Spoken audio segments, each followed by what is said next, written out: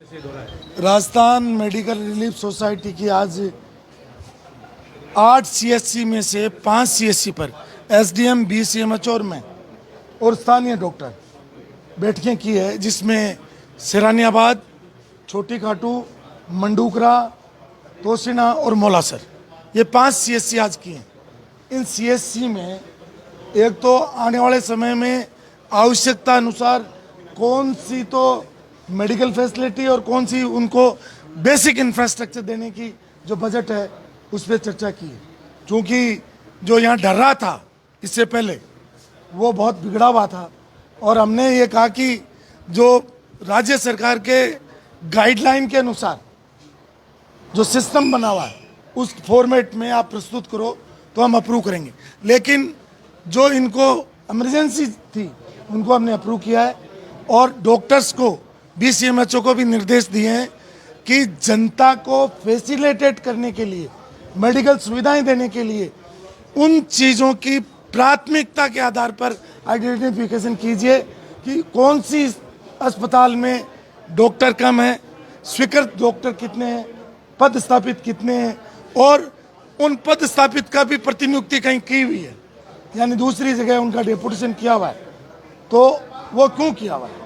इन सब विषयों को आज इनके साथ डिस्कस किया है, आवश्यक निर्देश दिए। इनका 3 वर्गीकरण किया है। पहला, जो अस्पतालों में राज्य सरकार से, चूंकि मैं जनप्रतिनिधि भी हूँ, तो इस सोसाइटी के अलावा अस्पताल में राज्य सरकार से संबंधित जुड़े हुए इश्यूज भी हमने लिए हैं। उसके अलावा सोसाइटी से जुड़े हुए इश्यूज भी लिए।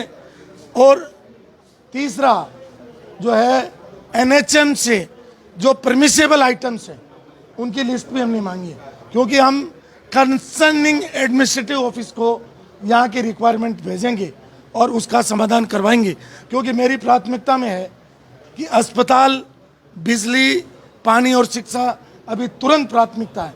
बाकी जो दूसरी प्राथमिकताएं भी हैं उनको भी हम शीघ्र करेंगे।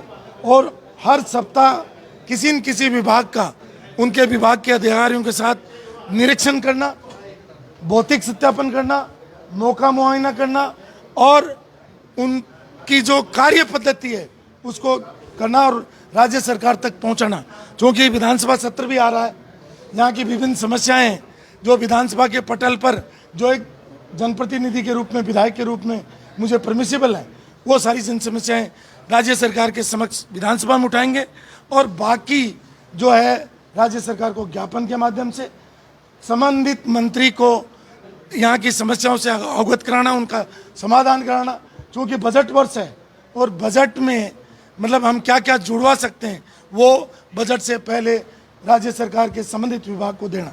और सबसे महत्वपूर्ण और बात, अभी विधायक कोष का 5 करोड़ का फंड जारी हो गया। गांव के बीच में बैठ करके चौपाल में ये तय करना कि कौन से गांव में उन लोगों की जो रिक्वायरमेंट क्या है उसके अनुसार जो है एमएलए लेड के पैसे तुरंत हम जारी कर रहे हैं और गाँव में जा रहे हैं और गाँव की जनता के बीच में बैठ रहे हैं। क्योंकि जय जय जनता, जय जय डीडवाना। और हमने कहा था कि ये मेरे फैसले मैं नहीं करूँगा, यहाँ डीडवाना क्षेत्र की जनता करेगी। इसलिए मैंने सारा काम जनता जो मुझे कह रही है उसके अनुसार मैं काम कर रहा हूँ और जनता के बीच में जाके कर रहा हूँ। प्रकार की अनियमितताएं बहुत सारी, अभी इनका जो सिस्टम है वो सिस्टम ही फेल्योर है। इनको, अधिकारियों को और जो अकाउंट्स के अफसर हैं उनको यही पता नहीं है कि हमारा बजट क्या है, उनको किस तरीके से आइटम वाइज लेना है, कितना अनुमानित लागत लेना है, कहाँ पर हमें कोटेशन लेना है, कहाँ पर आरटीपीपी एक्ट लागू है उसमें हमें मतलब ऑनलाइन टेंडर लगाना है, कहाँ ऑफलाइन लगाना है, और कितने का टेंडर किस तरीके से लगाना है। तो ये हमने अभी तो पहला बार था, निर्देश दिए हैं। उम्मीद करते हैं कि अगली बैठक में ये सब सिस्टम को डेवलप करेंगे। बीसीएमएच को भी कहा है कि सारे अस्पतालों में एडमिनिस्ट्रेटिव गाइडलाइन जारी करे, राज्य सरकार की जितनी गाइडलाइन है उनको कंपाइल करे और उनको निर्देश भेजे। लेकिन मंडूकरा में बहुत दुर्भाग्यपूर्ण बात मिली, और वो ये मिली कि वहाँ जो अस्पताल की जगह थी जो अलॉट हुई थी उसे 5 या 6 किलोमीटर दूर अस्पताल स्थापित कर दिया गया। वहाँ डॉक्टर नहीं है। जनता की शिकायत थी, वो मतलब मरीजों की संख्या जहाँ 250-300 थी वो 5 या 7 पे आ गई। लोग या तो खाटू जा रहे हैं या साधनों के अभाव में, क्योंकि वहाँ न तो कोई वाहन जा सकता न वहाँ सुविधाएं हैं, तो चूँकि वो गलती तो हुई है, उस पर मैं राजनीतिक रूप से ज़्यादा कटाक्ष नहीं करूँगा, लेकिन ये काम गलत हुआ है, जो जनता की नज़र में भी गलत है। और आज मैंने भी उसको भौतिक रूप से देखा है, वहाँ जा कर के व्यवहारिक रूप से देखा है, तो उस पर लोगों की शिकायत है। और वहाँ जो काम हुआ है और बहुत सारे अस्पतालों में शिकायत आई जो घटिया क्वालिटी की, उसकी भी हम जांच करवाएंगे। निश्चित रूप से सरकार को जांच के लिए लिखेंगे। आप जिस तरह से दौरा कर रहे हैं उसी तरीके से भाजपा के नेता जो हारे हुए हैं 3 नंबर पर रहते हैं वो भी, अच्छी बात है, काम करवाएं, कमीशन नहीं लें।